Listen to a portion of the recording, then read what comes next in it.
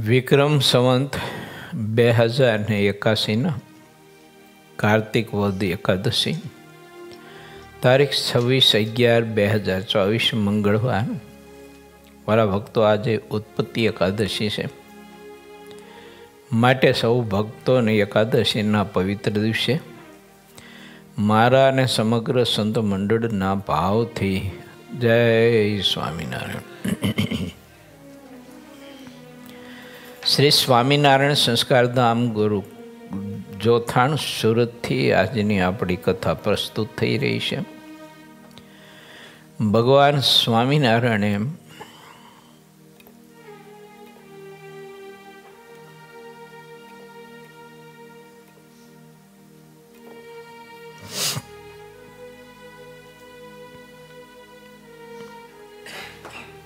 સડસઠના વચનામૃતમાં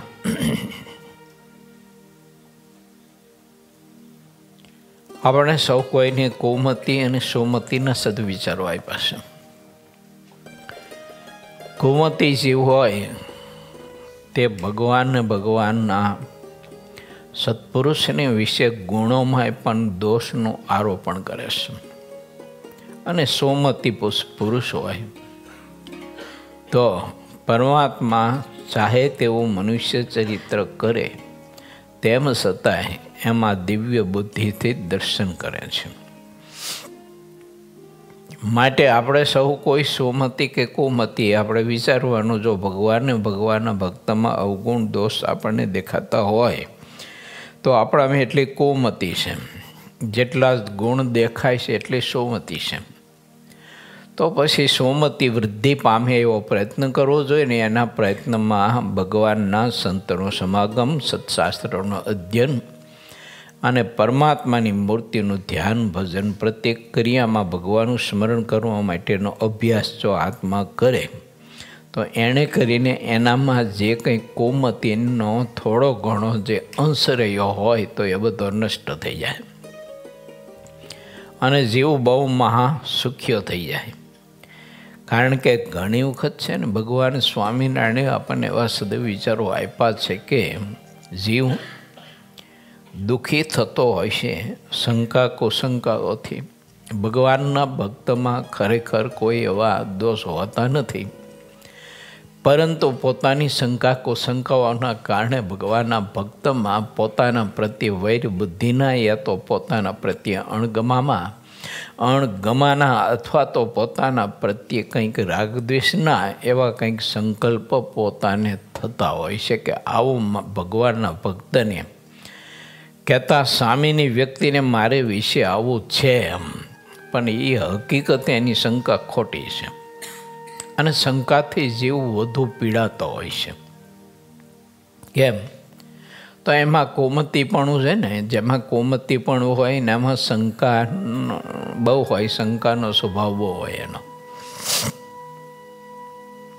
માટે જેને સુખી થવું હોય તો પ્રભુ એમ કહે છે કે સોમતી વિચાર વધુ ને વધુ દ્રઢ કરો, સારી સમજણ કેળવો અને ભગવાનની ભક્તિ દાસ ભાવે નિર્માનીપણે કર્યા કરો. દુનિયાને આપણે વિશે જે વિચારવું હોય તે વિચારે, પણ આપણે દુનિયા માટે કંઈ ખોટું ન વિચારવું.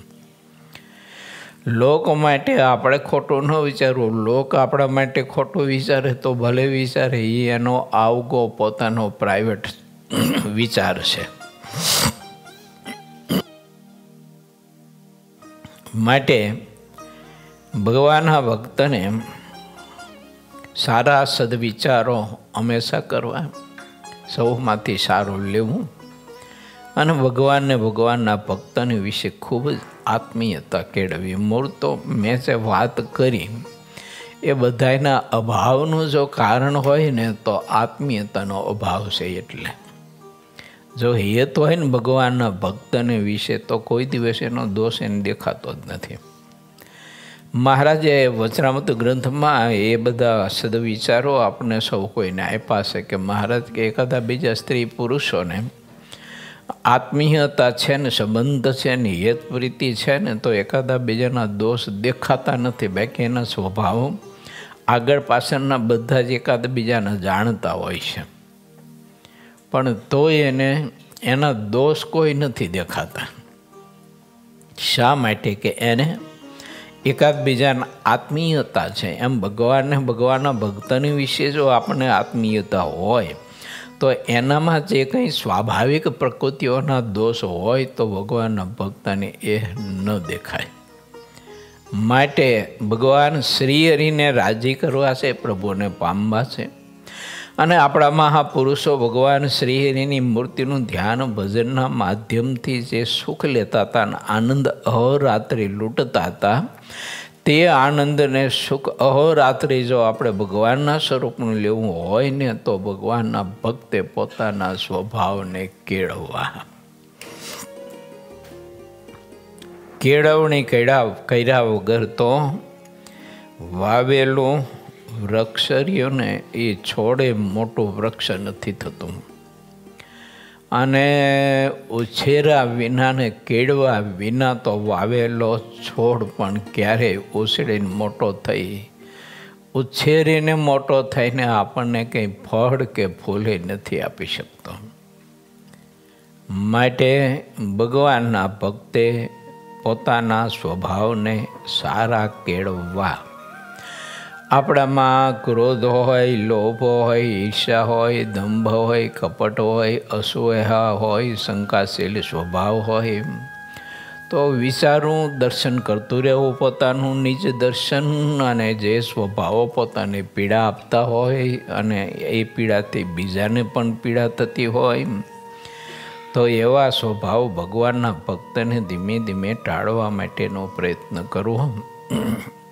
મહારાજની મોટા પુરુષોની એના માટે સ્તુતિ પ્રાર્થના કરવી તો એની કૃપાથી સ્વભાવો આપણા જલ્દી અને ઝડપી ટળે ને જીવ સુખ્યો થાય. નહીંતર આ વખતે અવસર જે મળ્યો છે, આ સત્સંગનો યોગ જે પ્રાપ્ત થયો છે આપણને આત્યંતિક કલ્યાણનો અને મહારાજની મૂર્તિ ધારવાનો ને એકાંતિક ધર્મ ધારણ કરી અને ભગવાન શ્રી હરિને પામી જવા માટેનો જે અવસર આ વખતે મળ્યો છે ને એ બધો જ આપણો આ ફેરો અલખે જાય છે.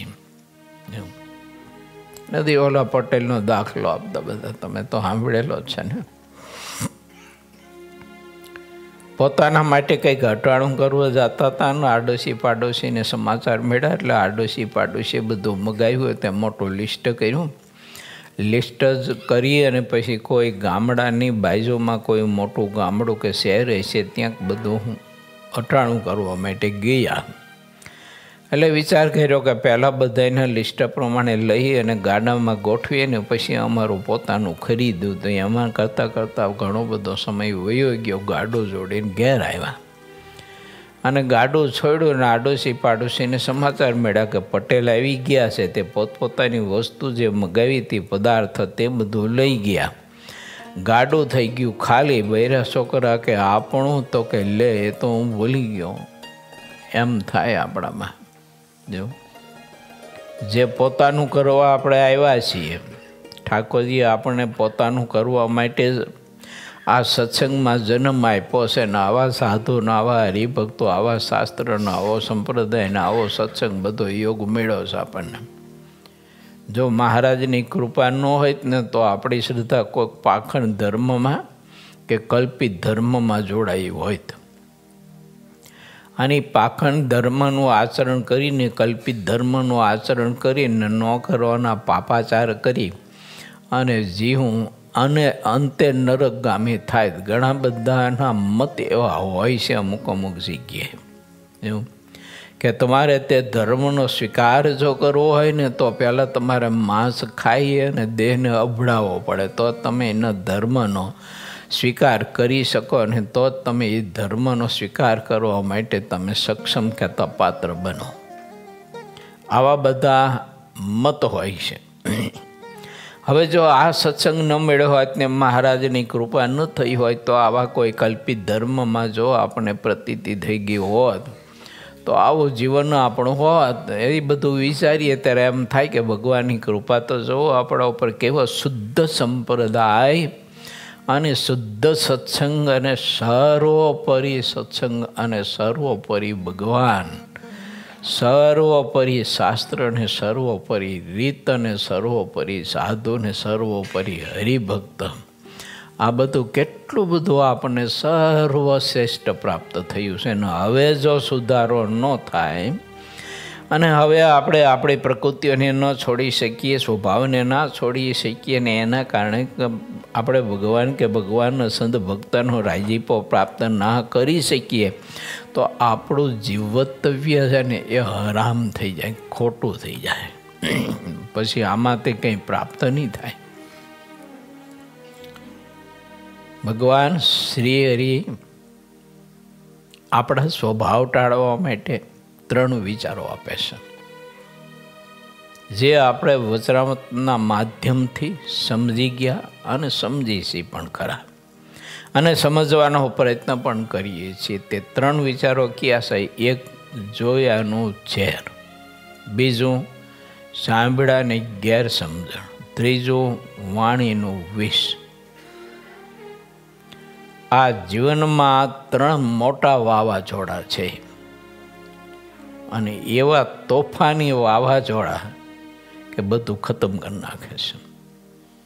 આપણા સદવિચારો, ભગવાનને પામી જવા માટેની જે કંઈ આપણને ભૂખ, આપણામાં દિનપણું, દાસત્વપણું, નિર્માનીપણું, સહજપણું, સરળતા, આ બધા ગુણ જોઈએ કોઈની કૃપાથી કદાચ આપણને પ્રાપ્ત થયા હોય, પરંતુ આ 3 પ્રકારના વાવાઝોડા એ બધું જ ખતમ કરી નાખે છે. એટલે મહારાજ કહે છે કે જોયાનું ઝેર.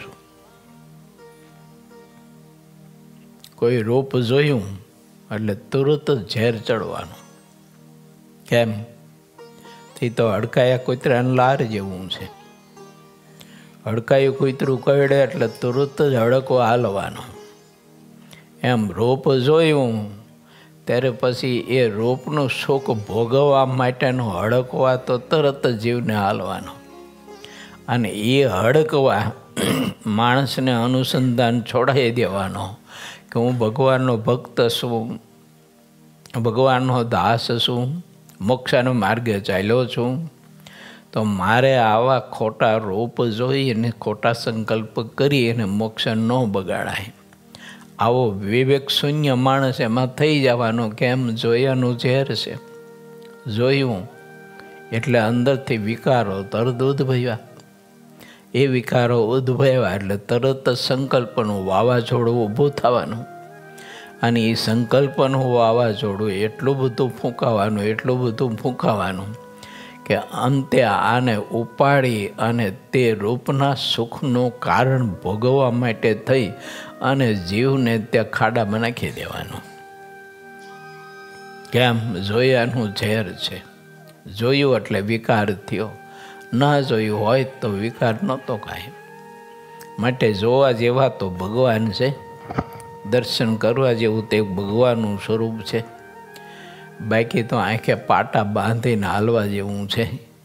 આંખે પાટા બાંધીને હાલવાની વાત એનો મિનિંગ અર્થ એમ છે કે પરમાત્મા સિવાય બીજા કોઈ રૂપમાં કશામાં કંઈ માલ કે સુખ નથી. બધું દુઃખ અને પીડા છે. કોઈનું રૂપ જોયું ને એમાં આસક્ત થયો અને એમાં સંકલ્પના વાવાઝોડા જ્યારે અતિશય તોફાન એનું તાંડવ ચડ્યું અને એ તાંડવમાં જો લેવાઈ ગયો તો એ જીવ કેટલો બધો દુઃખી થાય. ઓલી શુક્રાચાર્યની દીકરી દેવનીએ રૂપ જોયું ને, કચ્છનું બૃહસ્પતિના દીકરાનું, તે એમાં તો એવા જબરજસ્ત વાવાઝોડા એમાં ઉત્પન્ન થયા કે એને કેટલા જન્મ લેવા પડ્યા. આવી મહાતપસ્વીની છોકરી હતી, જ્ઞાની હતી, શાસ્ત્રવેતા હતી, કોઈ બુદ્ધુ નહોતી એવું. અને નક્કી કરીને બેઠી હતી કે બાપના આશ્રમમાં રહીને જ આ પૃથ્વી ઉપર પુરુષ માત્ર બધા ભાઈ અને બાપને દીકરા સમાન માનીને બેઠી હતી. પણ તોય ખબર નહીં હવે જોયાનું ઝેર. ઓલો છોકરો રૂપાળો હતો તે રૂપ ગરી ગયું, અંદર ગરી ગયું. તે એવું તોફાને ચડાયું આને. અને પછીની કથા ભાગવતીમાં ભગવાન વ્યાસજીની કલમે લખી છે, હું ઘણી વખત કરી પણ ચૂક્યો છું. માટે મહારાજ એમ કહે છે કે જોયાનું ઝેર છે, આંખ પરમાત્માએ આપી છે, નેત્ર પરમાત્માએ આપ્યા છે, તો પરમાત્માનું સ્વરૂપ જુઓ અને એ એક જ જોયા જેવું છે. બ્રહ્માનંદ સ્વામી એવું લખ્યું છે, નૈન રચે હરિ સંત કો દેખન. આંખ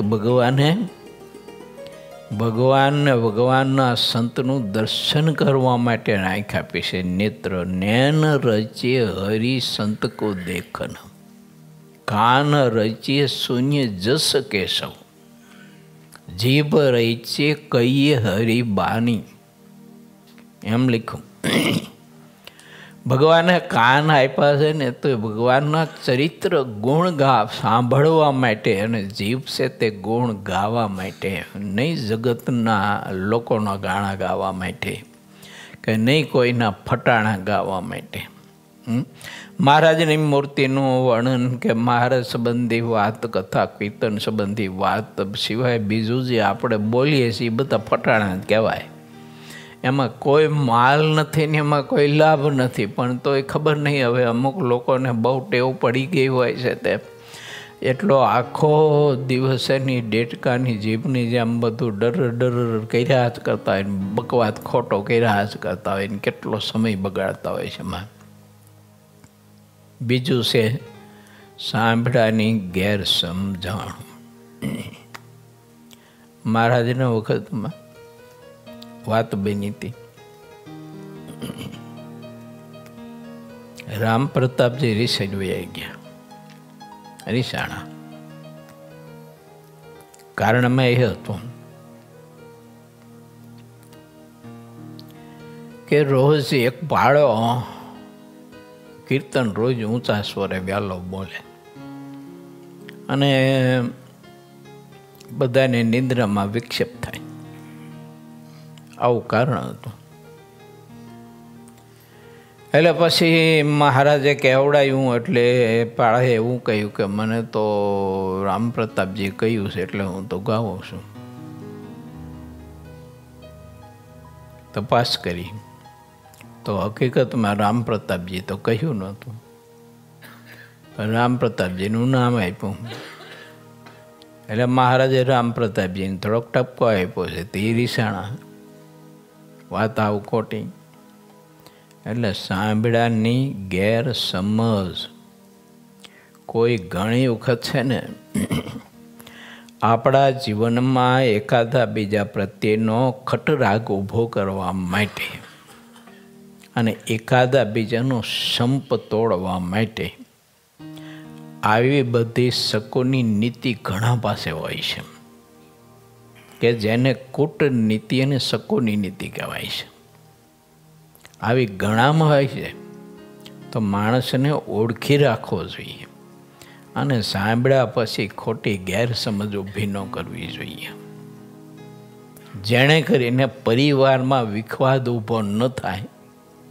પતિ પત્નીના જે સ્નેહ સંપ છે તો એમાં ક્યારે તિરાડ ન પડે અને એમાં જે કોઈ બધી કુસંબ ઊભો ન થાય એના માટે બહુ વિચારવું જોઈએ. મહાભારતમાં તો બહુ કથાઓ આવી.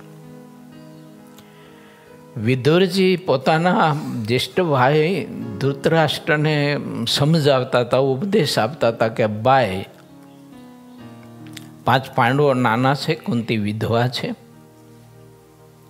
એક જ્યેષ્ઠ ભાઈ તરીકે અને એક જેઠ તરીકે કુંતી માટે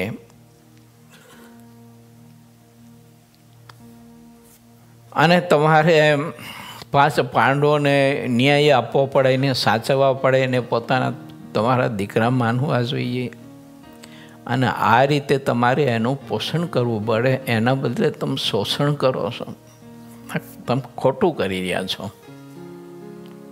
માટે સમજો, વિચારો કે પાંડવ મહારાજાની ગેરહાજરી થઈ છે, કેમનું અવસાન થયું છે, તો એ સમયનો તમે ખોટો છે ને ઉપયોગ ન કરો. શોષણ ન કરો ખોટું. આવી વાત કરતા હતા. આવી વાત કરતા હતા એટલે શકુનીએ જઈ અને દુર્યોધનના કાનમાં મંત્ર નાખીને એવો ઉશ્કેર્યો કે તારો કાકો તારા બાપ પાસે તારી ઘોર નિંદા કરે છે, ઘોર નિંદા. હવે વિદુરજીએ તો દુર્યોધનના નામનો દુય નહોતો બોલ્યા. એવું હા, એ તો ધૃતરાષ્ટ્રને સાચી સમજણ આપતા હતા, પણ ઓલાએ બધા કાન બધા આવડા પકડાઈ દીધા ધૃતરાષ્ટ્રને અને દુર્યોધનને. એટલે દુર્યોધન તો અમથોય ચડું ધનેરું તો હતું જ. એટલે જે ખીજાણો અને એને વિદુરજીને ન બોલવાના વચનો બોલી ગાળ્યો દઈ અપમાન કરી અને દેશવટો આપી દીધો. અને વિદુરજી જ્યારે હસ્તિનાપુર છોડ્યું અને અહીંયા કુળના વિનાશના શ્રી ગણેશ બેસી ગયા. એટલે ભગવાન સ્વામિનારાયણ આપણને બતાવે છે આ મહારાજના વિચારો છો, કોઈના નથી. પ્રભુએ આમ કહે છે કે જો એનું ઝેર છે અને સાંભળ્યાની ગેરસમજ, કંઈક વાવાઝોડાના તાંડવ સર્જે માણસના જીવનમાં. માટે કોઈ આપણને કોઈની વાત કરે તો ખૂબ વિચારો, ખૂબ વિચારો, તરત અમલમાં લઈ અને લાલ પીરા ન થઈ જાઓ. ઘણા બધા તો સાંભળ્યું નથી કે લાલ પીરો થવા માંડ્યો નથી, એમ તુરત ધ્રુજારી આવી જાય, કાપી નાખું, મારી નાખું જાનથી સારાને. એવું પણ એલા થોડુંક વિચાર, આ શકુની નીતિ છે એ શું કહી રહ્યો છે, શું હકીકત છે, શું ઘટના છે, એ તો કંઈક જાણો. પણ એ નથી માણસ સમજી શકતો, જાણી શકતો. એના કારણે બધું વેર વિખણ થઈ જાય અને બહુ દુઃખી થાય છે માણસ. અને ત્રીજી બાબત બતાવે છે વાણીનું વિષ, ઝેર. ખોટી વાણી બોલવી, ખોટી સાક્ષીઓ પૂરવી, કોઈ માટે ખોટા દોષારો પણ મૂકીને વાત કરવી અને આપણા બોલવાથી કોઈના જીવનમાં ભયંકર નુકસાની થતી હોય અને કોઈના જીવનને પરિવારો બરબાદ થઈ જતા હોય, આ બધી જ વાણી છે ને વિષ ભરી છે. કાતિલ ઊંટ્યું ઝેર કહેવાય આ વાણીમાં. કે આપણા શબ્દથી કોઈકના જીવન ભાંગી પડતા હોય, કોઈના દાંપત્ય જીવન ભાંગી પડતા હોય, કોઈના એકાદા બીજાના સ્નેહના સંબંધો તૂટી જતા હોય અને સ્નેહના સંબંધો ભાંગી પડતા હોય, તો આ બધી કર્કશ વાણી છે ને ઝેર ભર્યું છે આ વાણીમાં. એટલે ભગવાન સ્વામિનારાયણે કહ્યું છે કે મર્મ ભેદક વચન મારો આશ્રિત ક્યારે પણ ન બોલે, અને બોલો તો તમારું અને પરનું હિત હોય તો બોલો. સત્ય વાત હોય, સત્ય વાણી હોય, તેમ છતાંય અહિત જો થતું હોય તો સત્ય વાત પણ ક્યારે મારો આશ્રિત મહારાજ કે ઉચ્ચારે નહીં. કેમ કે એ ઉચ્ચારણ કરવાથી સામેની વ્યક્તિ અને પોતાના પંડનું એમાં અહિત થાય છે, અતિ ભૂંડું થાય છે ને અતિ એમાંથી દુઃખ એમાંથી ઉપજે છે. માટે ભગવાનનો ભક્ત ક્યારેય પણ એવી વાણી તો નથી બોલે. બૌદ્ધ આપણે જો જોઈએ ને તો ઘરમાં દાંપત્ય જીવનમાં દીકરા બાપ વચ્ચે કે પતિ પત્ની વચ્ચે કે પછી મા બાપ હોય છે કે પરિવાર વચ્ચે જે ઝઘડા થતા હોય એકાદા બીજાને, એનું શું કારણ? મૂર્ત વાણીનું વિષ, બીજું કશું જ નહીં. માટે પ્રભુત્વ વાણી ઉપર હોવું જોઈએ. ન બને એવું હોય ને તો પછી રોજ બધાએ થોડીક છે ને હાકર રાખવી, 500 ગ્રામ રોજ હાકર ખાવી એટલે જીભ મીઠી થઈ જાય આપણી. જો રોજ આટલી હાકર તો ખાવી જ, એમ 500 ગ્રામ તો બધાએ. અને જેની જીભ કડવી હોય ને એને તો ખાસ હાકર ખાવી. જો આ અમુકની જીભ છે ને એ કડવી ઈંદરામણા જેવી હોય છે. આ એટલું બધું ભયંકર બોલે તે આખા પરિવારને છીન ભીન કરી નાખે. કોઈને સુખેથી શ્વાસય ન લેવા દે અને સુખેથી રોટલોય ન ખાવા દે. આવા બધા ઘણા પરિવારમાં બધા હોય છે. કંઈક પૂર્વની કર્મની કઠણાઈ લઈને આવ્યા હોય ને, અને એવા ભયંકર કર્મ કર્યા હોય ને તે કર્મનો સ્વભાવ બંધાણો હોય, અને એનાથી આવી બધી ઘણી બધી બાબતોમાં લોકો દુઃખી થાય, પરિવાર દુઃખી થાય. આવી વાણીથી ઘણી વખત લોકોને બહુ જ પરેશાન ને દુઃખી કરતા હોય છે. માટે વિચારવું ભગવાનના ભક્તને કે આપણા શબ્દથી કોઈને પીડા તો નથી થતી, દુઃખ તો નથી થતું ને. વાત સાચી હોય તો એમ મત ઉચ્ચારો. મહારાજ કે ના પાડે છે, ઠાકોરજી ના પાડે છે. પછી આપણે બોલવું હોય તો આપણે સ્વતંત્ર છીએ, પણ ઠાકોરજી તો ના જ પાડે છે કે પરનું અને પંડનું અહિત થતું હોય એવું સત્ય વચન પણ મહારાજ કે મારો આશ્રિત ઉચ્ચારે નહીં, બોલે નહીં. માટે વાણીનું વિષ, જેની જાની વાણીમાં વિષનું ઉચ્ચારણ થયું ને એ બધા સમર્થ હતા, બહુ પ્રતાપી હતા, અને એમાં ઘણો બધો સામર્થ્યનો પ્રકાશ હતો, પણ દુઃખી થયા બધા. કેમ કે વાણીનું વિષ એને એવું ચારે બાજુ ઓલા પાણીના ફુવારાની જેમ ઉડાડ્યું, અને એમાંથી બહુ ઉપાધિ આવી. માટે ભગવાન શ્રી કહે છે કે મારા આશ્રિત વાણી ઉપર ખૂબ સંયમ રાખો. વર્તન સારું, આદર્શ, વાણી ઉપર સંયમ. અને સાંભળ્યું જ કોઈની પાસે તો એને ખૂબ વિચારો. સાંભળ્યું ને તરત ઉશ્કેરી ના જાવ, વેગ ના પકડાઈ જવો જોઈએ. ઓલે તો સાંભળ્યું નથી કે હાથમાં ધોકો લીધો નથી, તરત જ વેગ પકડાઈ જાય. પણ એલા થોડોક વિચારો તો કરો, સાચો હે ખોટું શું છે. આ બધું સપના અવસ્થા જેવું છે. કોઈ આપણા કાનમાં કોઈની વાત કરતો હોય ને એ સ્વપ્ન અવસ્થા જેવું છે. સ્વપ્ન અવસ્થામાં તમને દ્રશ્ય બધું સામે, નજર સામે દેખાતું હોય, પણ હકીકતમાં તમે ઝાવું મારવા જાઓ તો કશું હાથમાં આવે નહીં. આવે હું બધું દેખાતું હોય.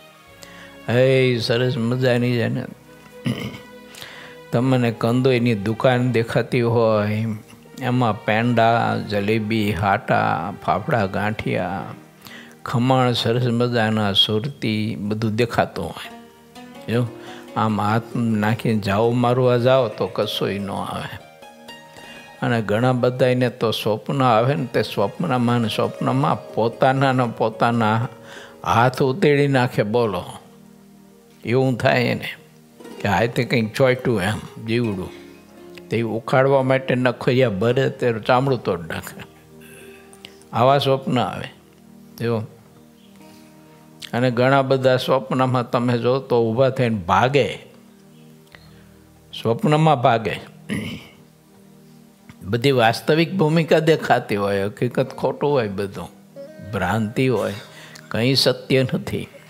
એમ કોઈએ આપણા કાનમાં કોઈની વાત નબળી કે સારી કે જે કંઈ કરી હોય તે, પણ એ વાતમાં કેટલો માલ છે ને કેટલું સત્ય છે ને કેટલું સાચું ને ખોટું છે ને આમાંથી કેટલાક મરી મસાલા ભભરાયા છે, ગરમ મસાલા કે તીખા મસાલા કે બીજા ત્રીજા મોરા મસાલા કે કેટલાક નાખ્યા છે, વિચારવું જોઈએ. એવું આ નહીંતર બધું કંઈક જીવનમાં છે ને બધું બફાય, અને અંતે પ્રહાર ક્યાં થઈશ ખબર તમને? એ બધાનો ખોટ ક્યાં જાય છે ખબર છે?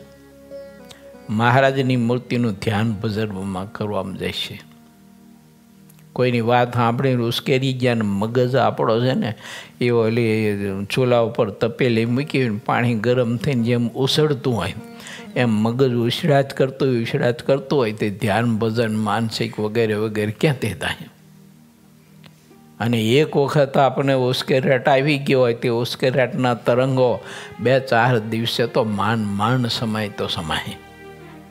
બહુ અતિ ઉશ્કેરાટ આવ્યો હોય ને તો એના તરંગો ઉશ્કેરાટના સમાતા બહુ વાર લાગે ને બહુ સમય જાય છે, એમ તરત નથી સમાતા. એટલે ભગવાન શ્રી હરિ એમ કહે છે, હું વિચારજો શંકાશીલ સ્વભાવ. મહારાજ કે ટાળજો, નહીં તો દુઃખી થાય છો. જોયાનું ઝેર છે. જોયું એટલે તુરત જ મોહ જાગવાનું. રસ્તામાં ચાલ્યા જાઓ છો ને સરસ મજાના ચૈણા જીંજરા મોટા મોટા થયા છે. જોયાનું ઝેર છે. જોયું એટલે તરત જ લેવાનો વિચાર થાય છે, ખાવાનો. કોઈની ચીજ વસ્તુ પડી હોય, કોઈ બાડીમાં ચીભડા વાવ્યા હોય, તરબૂચ વાવ્યા, આ તે વાવ્યું હોય, શેરડી વાવી હોય. આ અક્ષરાનંદ સ્વામી એક વાતમાં દાખલો લખ્યો છે. એક જણો આયલો જતો હતો, તે શેરડીનો વાડ જોયો તો બહુ સરસ મજાની શેરડી, અને 1.5 વેંતની તો એની લાંબી કાતરીઓ ને એવી સરસ મજાની પાકેલી શેરડી. આમ ચારે બાજુ જોયું ને કોઈને જોયા નહીં, રખોપાને માણસને વાડીને દણીને તે 2-4 હાંઠા કાપી અને પછી બેઠો બેઠો ખાતો હતો ને એમાં પછી ગરધણી આવ્યો અને જોઈ ગયો.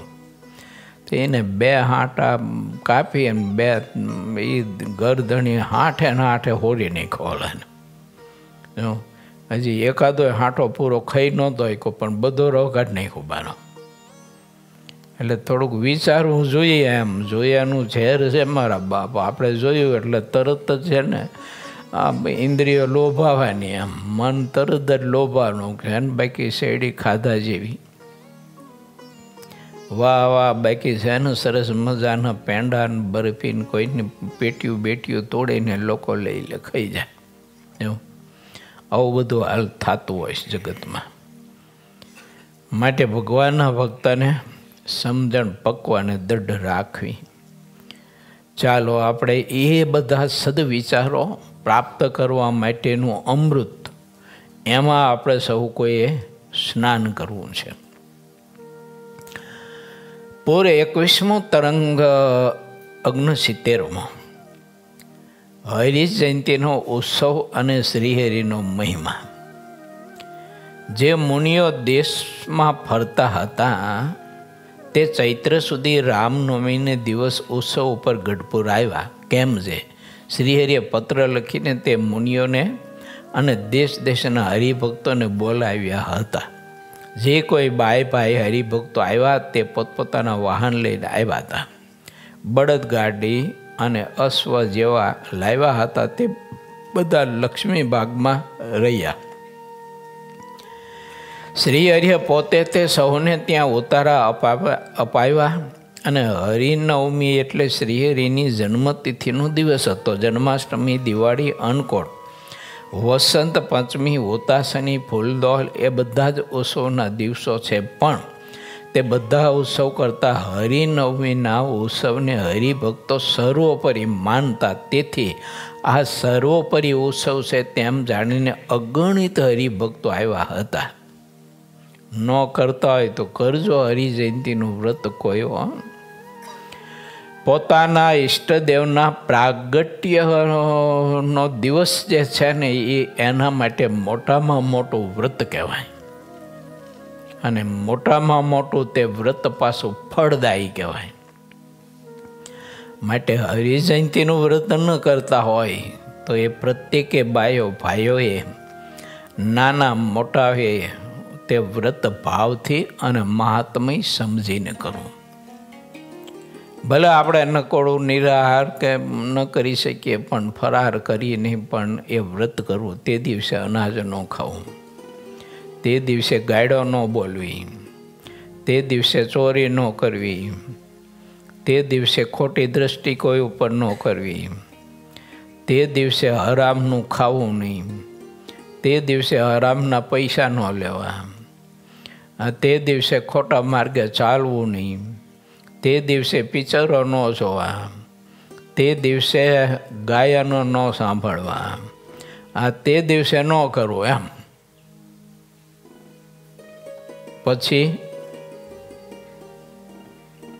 પછી બધું કરવાનું પાછું. ભગવાનના ભક્તને તો રોજે રોજ દિવાળી, રોજ વ્રત હોવો જોઈએ.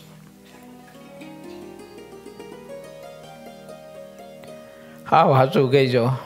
આમાંથી મોબાઈલમાં પિક્ચરો જોતા હોય, બીભત્સ ચિત્રો, સ્ત્રીઓના બધા રૂપ, એવા કેટલા બેઠા છો આમાં.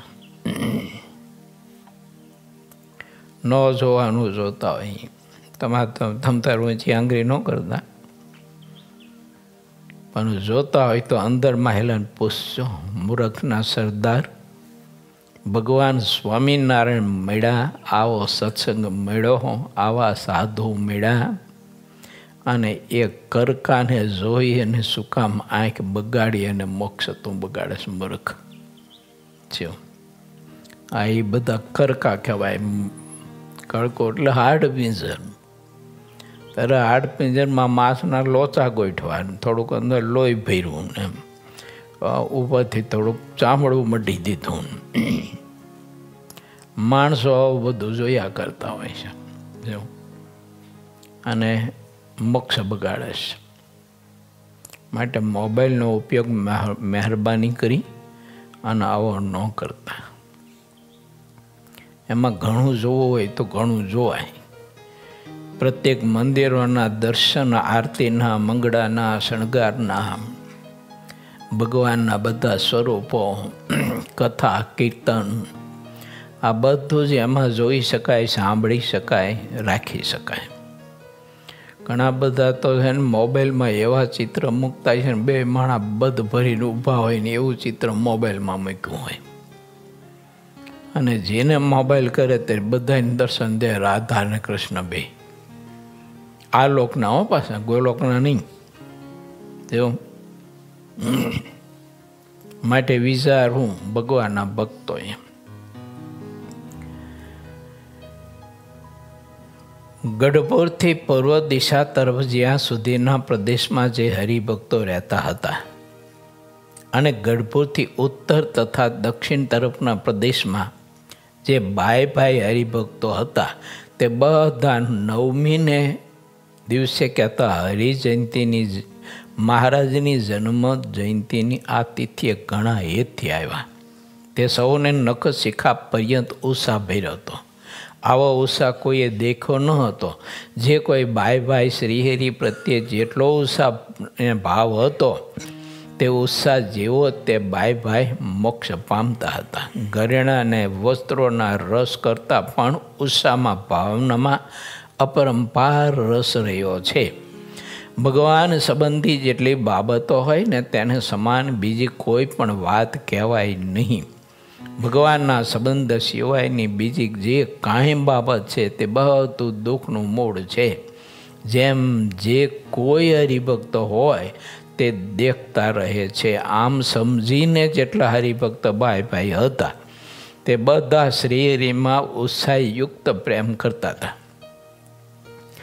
આ હરિભક્તોનો જેવો ઉત્સાહ અને પ્રેમ હતો, તેને દેખીને તો ગોપીઓને, ગોવાળોને પણ સમાધિ થઈ જતી હતી. તે સમાધિ ક્યારે થઈ જાય તો જ્યારે ઇન્દ્રિયો, અંતકરણની તમામ વૃત્તિઓ ભગવાનની મૂર્તિમાં હેતે કરીને જ્યારે એક ધાર ચોંટી જાય છે ને, ત્યારે તે મૂર્તિમાં થયેલા હેતના પ્રવાહના વેગને કારણે શરીરની સ્મૃતિ રહેતી નથી, અર્થાત સમાધિ થઈ જાય છે.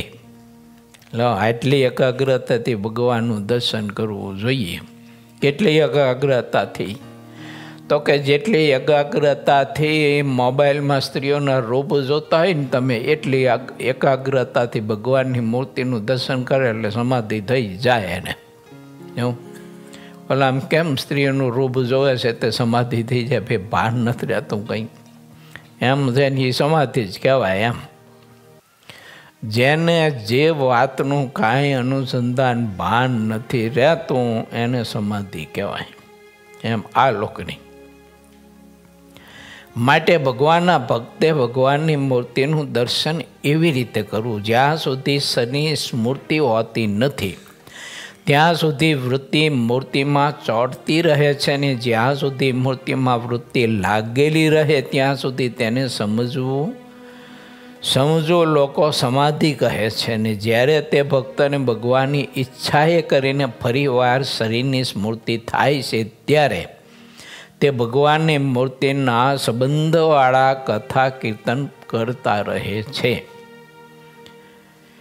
જેટલા ભાઈ હરિભક્તો હતા તે બધા શ્રીહરિની કથા અને કીર્તનમાં સર્વોપરી રસ માનતા હતા. આપણે કેવો રસ માનીએ છીએ? સર્વોપરી માનીએ છીએ. કેવો માનીએ છીએ? આપણે આપણી જાતને થોડુંક પૂછતું રહેવાનું. પાછું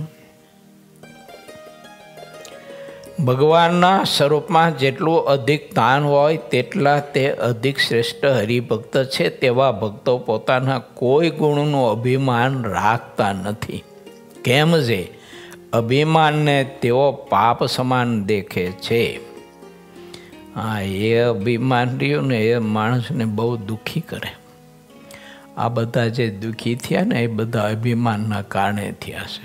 રાવણ, કંસ, શિશુપાળ, દંતવક્ર આ વગેરે વગેરે જે કંઈ ભલો કાલિદત્ત અને પૂતના અને વગેરે વગેરે જે કંઈ કોટરા આ બધા દુઃખી થયા ને એ બધા જ અભિમાનના કારણે દુઃખી થયા છે.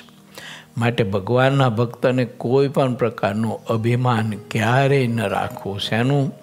તો કે જો સંપત્તિનું ન રાખવું, સત્તાનું ન રાખવું, શરીર બળનું ન રાખવું, રૂપનું ન રાખવું, ત્યાગનું ન રાખવું, વૈરાગ્યનું ન રાખવું, જ્ઞાનનું ન રાખવું, સમજણનું ન રાખવું, ધ્યાન ભજનનું ન રાખવું, ધન સંપત્તિનું ન રાખવું, સારા મકાન કે વાહનોનું ન રાખવું, સાચી જાજી જગ્યા હોય તો, જાજો મોટો બિઝનેસ હોય તો એનું કોઈ પણ પ્રકારનું અભિમાન ભગવાનના ભક્તને ન રાખવું. કેમ કે આ ધરતી ઉપર કોઈ એવી કંપની જ નથી. એવી આ ધરતી ઉપર કોઈ કંપની જ નથી કે જે પરમાત્માની કંપની છે ને એવી કંપની કોઈની નથી ને એટલો વિસ્તાર કોઈનો નથી. કોઈ કંપનીનો વિસ્તાર હશે ને કદાચ તો 100-200 કિલોમીટરના ઘેરાવામાં હોય એમ કદાચ એમ. અને અક્ષરાધિપતિ પુરુષોત્તમ નારાયણ એની કંપનીનો વિસ્તાર તો અધોઉર્ધ પ્રમાણે રહિત છે કે જેની કંપનીના વિસ્તારમાં તો અનંત કોટી બ્રહ્માંડો બધા સમાઈ જાય છે. એવું આટલો બધો વિસ્તાર છે એનો. હવે એની પાસે આ બધું શું દેખાય? હવે એમાં હું અભિમાન કરવાનું હોય? હવે પણ તોય ખબર નહીં. હવે જીવને થોડાક 2 ફદિયા કમાઈ ગયો હોય તારો પગ ધરતી ઉપર ન અડવા દે. હાથમાં પગ લઈને હાલ તો એલા ધરતી ઉપર અડવા દે, પડીશ તો પાછો ટાંગો ભાંગી જશે. નીચો હાલ થોડુંક માણસમાં કંઈક આવ્યું સામર્થ્ય એટલે એટલું બધું અભિમાનને ગુમાન હોય છે.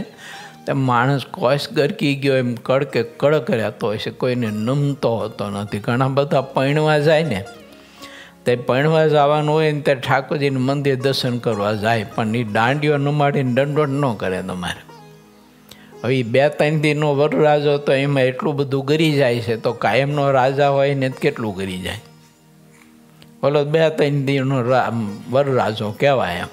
એવું પણ તોય ખબર નહીં ભૂસું ગરી ગયું હોય એવું. કાંઈ તો દંડવટ ન જ કરાય મારે. એટલે ત્યાં તે દિવસે જ દંડવટ વધારે કરવા પડે તો પૈણીને આવી પછી ખરખું હાલ છે. નહીં તો થોડા દિવસમાં છૂટાછેડા થઈ જવાના. એવું આ તે દિવસે જ દંડવટ વધારે કરવા પડે. ભજન તે દિવસે કરવું જોઈએ, તે દિવસે પૂજા ખાસ સારી રીતે કરવી જોઈએ. પણ ઘણા બધા પૈણવા જવાના હોય તે દિવસે પૂજાય ન કરે ને તિલક ચાંદલોય ન કરે. બોલો કેમ? કાંઈ પૈણવા જવાનું છે. એટલે પૈણવા જવાનું તો માંગલિક દિવસ કહેવાય. ત્યારે માંગલિક દિવસે તારે હારા મહણિયા જેવું કપાળ લઈને જવાનું, સ્મશાન જેવું કપાળ લઈને જવાનું. અરે કોરા ધાકડ જેવો ને તેથી તો મસ્ત તિલક ચાંદલો કરવો જોઈએ, ભડકા જેવો. આ એવો તિલક ચાંદલો કરવો જોઈએ કે વરરાજાનો તિલક ચાંદલાનો ભડકો છે ને એ માયરાના મંડપમાં છે ને બીજા કોઈ પક્ષની જરૂર ન પડે એમ એવો પ્રકાશ આપે છે. એમ ખુમારી હોવી જોઈએ ભગવાનના ભક્તને. પણ ઘણા બધા માય કાંગલા જેવા હોય કે તિલક ચાંદલો કરીને જઈ ધારું ન લાગે કે ભૂંડા લાગી આપણે.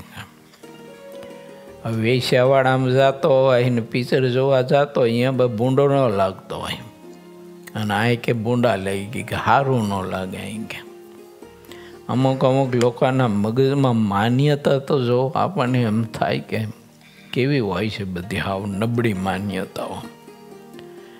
માટે ભગવાનના ભક્તને કોઈ વાતનું અભિમાન મત કરવું, મત રાખવું, ગર્વ ન રાખો. આપણે કશું જ નથી. ભગવાનના મહાપુરુષોનું સામર્થ્ય તમે મોટપ જુઓ ને તો એ આખી પૃથ્વીનો અને સમુદ્રનો પણ સંકોચ કરવાનું સામર્થ્ય ઓલા અગસ્ત્ય ઋષિએ આ સમુદ્રના કિનારે હથેળી આમ રાખી. સમુદ્રના કિનારે આમ હથેળી નાખીને આહવાન આપ્યું. તે સમુદ્રનું બધું જળ છે ને એ હથેળીમાં લઈને આત્મન કરી ગયા. વ્યાસ ભગવાને કથા લખીશ પોતાની કલમે, આ કોઈ ગપા નથી ગઈ. આટલું બધું સામર્થ્ય મહાપુરુષોમાં હતું પણ તોય દિન આધીન થઈને રહેતા હતા. બોલો, અમારા આદિ ગુરુ કવિ સમ્રાટ બ્રહ્માનંદ સ્વામી મહાપુરુષ કેટલું સામર્થ્ય આખી ધરતીને દધડાવી નાખે તમારે એવો મહાકવિ અને વિદ્વાન પુરુષને એવો પ્રભાવશાળી પુરુષ હતો. પોતાના શરીર ઉપર ઓઢેલો ખેસ એ પથ્થરની કુંભી ઉપર ઢાંકે ને તા એ કુંભી હોનાની થઈ જાય. બોલો, આવું સામર્થ્ય મહાપુરુષમાં. પણ તોય બોલ્યા શું ખબર છે? વૈદતા કેવી રીતે ખબર? મેં દાસન કો દાસ હું, મેં દાસન કો દાસ હું, મેં ઢાઢી મહારાજ કું. હું તો એનો કિંકર છું, દાસ છું. આવા મહાપુરુષો ઓલા ઘોડાની પીઠ ઉપર હાથ થાબડે અને ઘોડાને સાધુતા આપી દે. ઓલા પોઠિયા ઉપર હાથનો થાપો મારે અને એને બીજો જન્મ આપી દે. એ ભગત ના ગીરે. આવા સમર્થ પુરુષ તમે અખાતરોત કરી જોઈજો. તમારા ઘરના આમ જરાક થાપત મારી જોઈજો તો એમની પ્રકૃતિ ટળી જાય. મને કહેજો ન પ્રકૃતિ હું ટાળે, તમને ટાળી દે હું જ ના. હા, એક તમાચો નાખે તો ઘૂમરી ખાઈને પડો હેઠા. આટલું સામર્થ્ય તો હોય નહીં આપણામાં ને અભિમાનનો કોઈ પાર નહીં. માટે વિચારવું ભગવાનના ભક્તને અભિમાન કોઈ પણ પ્રકારનું ન રાખવું. મહારાજે વચનામૃતમાં એવું લખ્યું છે કે અભિમાની પુરુષનું અભિમાન તો પરમાત્મા કોઈના દ્વારા સારી પેટે નાશ કરશે ને. એમ માટે ત્યાગ, વૈરાગ, ધ્યાન, ભજન, સેવા, પરિચર્યા, વ્રત, તપ, સંપત્તિ, રૂપ, શરીર, આ કંઈક જે કંઈ હોય તે એનો કોઈ પણ પ્રકારનું અભિમાન ભગવાનનો ભક્ત ન રાખે. દાદા ખાચરના દરબારમાં લીંબ વૃક્ષની નીચે ઓટા ઉપર ભાવથી પલંગ બિછાવ્યો હતો. તેના ઉપર શ્રીહરિ આવીને વિરાજમાન થયા હતા. તે વખતે અંગ ઉપર ઘણી શોભા ધારણ કરી હતી. તે સમયે જેટલા સંતો અને હરિભક્તો હતા ને તે બધા શ્રીહરિને આગળ આવીને બેઠા. એક વખત મને છે ને અક્ષર નિવાસી પ્રેમજીવન સ્વામી, આપણા મંડળના વરિષ્ઠ અને ભજનાનંદી સંત, મૂડીમાં ઘનશ્યામ મહારાજની પૂજા કરતો હતો ને તે દિવસે સ્વામી દર્શન કરવા માટે આવ્યા ને ત્યારે મને ત્યાં ઘનશ્યામ મહારાજ પાસે એક વાત એમણે કરેલી તે મને યાદ આવી. મને કે રામસ્વામી કપિલ સ્વામી હતા મૂળીમાં, બહુ ભજનાનંદીને પ્રતાપી સંત હતા. એનો સાધુ હતો, તો એના સાધુને 2 શબ્દ કંઈક વઢ્યા હશે ને કહ્યું હશે. ઓલો ભજન નહીં કરતો હોય કે બીજું ત્રીજું કે જે કંઈ હશે રસોઈમાં કે બીજા ત્રીજામાં કંઈક હશે, કંઈક એના સ્વભાવ કે ખામી, તો 2 શબ્દ કયા હશે. તે ઓલો આરો અભિમાની માણસ તે એના ગુરુને 2 તમાચા ચડાવી દીધા. ડોહો કે બેઠો બેઠો કે બકવાદ કર્યા કરે છે, એટલે નો અટકાણો માણસ. કપિલ સ્વામીની અવસ્થા બહુ મોટી હતી. આ પ્રેમ જીવન સ્વામીએ મને વાત કરેલી, કૃષ્ણ વલ્લભ સ્વામીના ગુરુ. એટલે આમ જોઈએ તો આપણા ગુરુ તો કહેવાય છે ને, આપણા કરતા વડીલના આપણા મંડળમાં ગુણાતીત સ્વામીની પરંપરાના.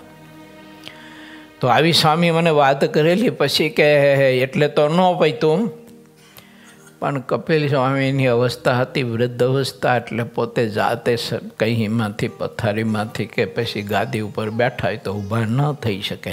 તે ઓલાએ કેરોસીન નાખીને દિવાહરી મારી, જો બોલો પ્રગટાવીને દિવાહરી અડેણી. બીજાને ખબર પડી એટલે સ્વામીને ઢસડીને એક બાજુ લઈ લીધા, અને ઓલું જે કંઈ આગ બાગ હતી તે ઓલવી નાખીને ઓલાની બુદ્ધિ પછી સાપિત થઈ ગઈ. લુગડા ઉતારી નાખ્યા અને હાથે તોરા પહેરી લીધા, અને ગાંડપણમાં સત્સંગમાં ફરતો હતો. એને મેં જોયેલો. જો આ મને સ્વામીએ વાત કરેલી, પ્રેમ જીવન સ્વામી. અભિમાન મને કોણ કહેનારો છે, મને કેમ કહી જાય, મને કેમ કેમ પહેલા જાડે વાલા માણસ. મહારાજે તો એવું બતાવ્યું છે કે એવા નિર્માની થઈને સંત ભેળા રહીજો. મહારાજ કે રોજ 5 ખાસડા મારે ને તો અપમાનનું સહન કરજો, તો તમારામાં સાધુતા આવશે, અને તો તમે અક્ષરધામના અધિપતિની મૂર્તિના સુખને પામી શકશો. આ બાકી તો પગ પછાડીને મરી જઈશું ને તોય નહીં મળે. ત્યારે જેટલા વાજેન્ત્રો હતા તે બધા શ્રીહરિને આગળ વાગતા હતા, ને ઉત્સવનો દિવસ જાણીને સંતો કીર્તન ગાતા હતા, અને ઉત્સવમાં જેટલા હરિભક્તો આવ્યા હતા તે બધા ઘણા પ્રેમથી શ્રીહરિની પૂજા કરવા લાગ્યા. તે હરિભક્તોને જેવો પ્રેમ હતો તે કહી શકાતો નથી. ભગવાનોમાં જેટલી પ્રીતિ હોય તે પ્રીતિ સાચી છે. ભગવાન સિવાય અન્ય પદાર્થમાં જેટલી પ્રીતિ છે તો અનિત્ય છે. આવું સમજીને જે હરિભક્તો હોય તે દિવસે દિવસે શ્રીહરિના સ્વરૂપમાં સૌથી વધારે અપાર પ્રેમ કરે છે. કેમ છે? તેઓ એક શ્રીહરિને સૌથી શ્રેષ્ઠ સાર રૂપ જાણે છે, અને ભગવાનના સ્વરૂપ સિવાયનો જેટલો પ્રેમ હોય તેને હરિભક્તો અસત્ય જાણે છે, અને તેને વધારેમાં વધારે બંધનકારી માને છે.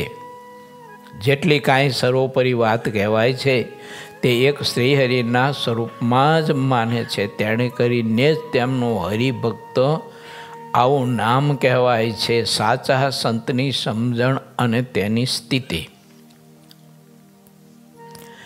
જે એક ભગવાનને સત્ય જાણે ને ભગવાનના સ્વરૂપમાં પોતાના આત્માને જોડતા રહે, અને જેમ જીવ શરીરમાં એક રસ થઈને રહે છે તેમ પોતાના આત્માને શ્રીહરિની મૂર્તિમાં એક રસ રાખતા હોય તે જ સંત કહેવાય છે.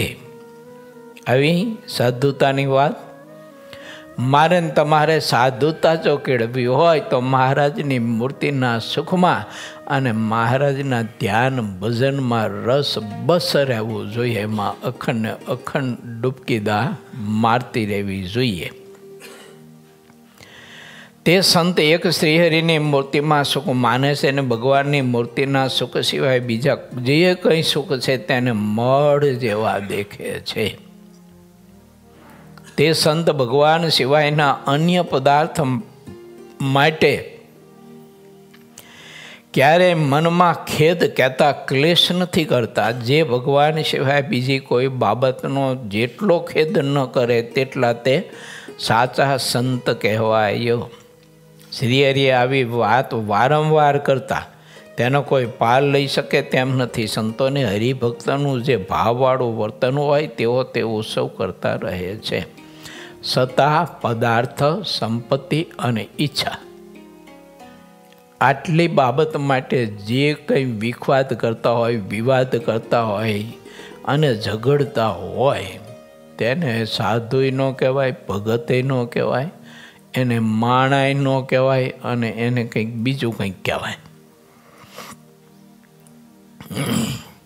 માટે વિચારવું, આપણે ભગવાનના ભગત હોય ને તો પછી ચીજ વસ્તુને પદાર્થ માટે ઝઘડા ન કરવા, ચોરી ન કરવી, એના માટે ખોટા અભિમાન ન રાખવા વગેરે વગેરે ભગવાનના ભક્તને સાધુતાના ગુણ કેળવા.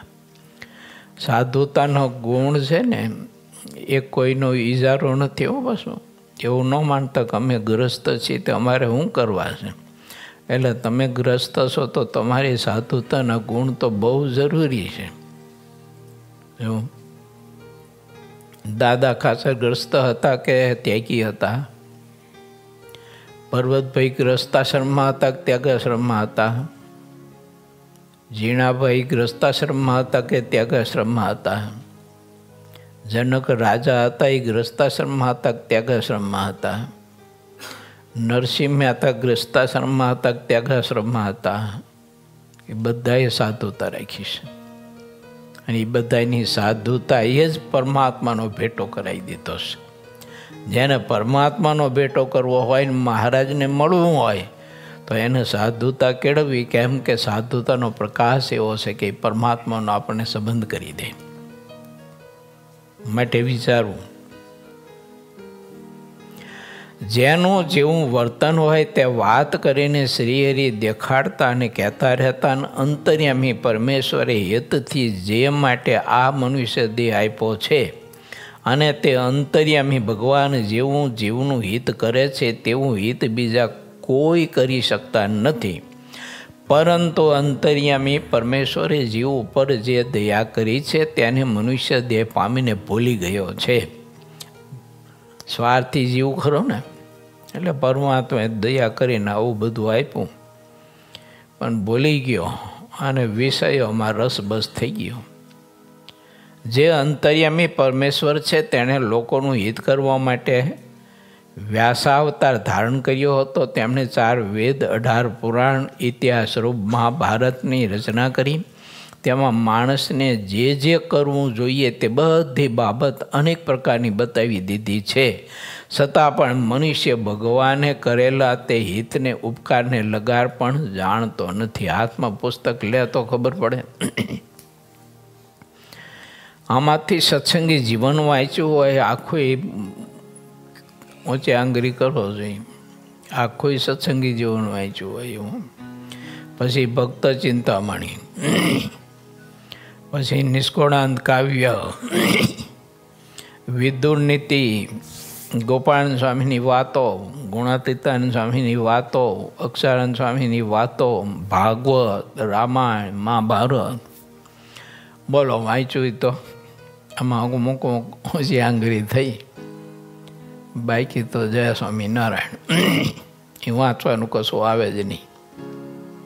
કારણ ભગવાને આટલો બધો શ્રેષ્ઠ યોગ આપ્યો છે, કૃપા કરી છે, પણ જીવ લોભ્યો માણા અને કંજૂસ અને સ્વાર્થી, એટલે પરમાત્માએ કૃપા કરીને એ કૃપાને ભૂલી ગયો અને નકારા ને ગંધાતા દુઃખ ને પીડા અને તીખા લવિંગ્યા મરચા જેવા વિષયો મેળવવા અને ભોગવવા માટે થઈ અને ભગવાને આપેલો બધો યોગ એને એળે ગુમાવ્યો. આવી મૂર્ખામતા કરી અને આવું બધું કર્યું તોય પાછો પોતાને ડઈમાંનો દીકરો માને. મારે જેવો કોઈ ડાયો નહીં, મારે જેવો કોઈ બુદ્ધિશાળી નહીં. એટલે તો દેવાનંદ સ્વામી કહ્યું ને, દુનિયામાં ડાયો ડાપણમાં દુઃખ પામે. આવું બધું છે. ભગવાને જીવનું અપાર હિત કર્યું છે. આવું જીવનું હિત કોઈથી થઈ શકે નહીં. પણ મનુષ્ય આ બાબતને ભૂલી ગયો હશે, તેથી ચિંતામણી સમાન મનુષ્ય શરીર વ્યર્થ ગુમાવે છે. આ ભૂમિ ઉપર જે કોઈ વિપ્રો અને બેગધારીઓ છે તેમાં જ્યારે ભગવાનના સ્વરૂપનું જ્ઞાન નથી તે બધા જ દેખતા છતાંય પણ આંધળા છે. જ્યાં સુધી પ્રગટ શ્રીહરિનો યોગ નથી થયો અને મોક્ષને માર્ગે નથી ચાલતો ત્યાં સુધી શાસ્ત્રને જાણનારા મનુષ્યને પણ તે શાસ્ત્રનું જ્ઞાન કાંઈ ઉપયોગી થતું નથી.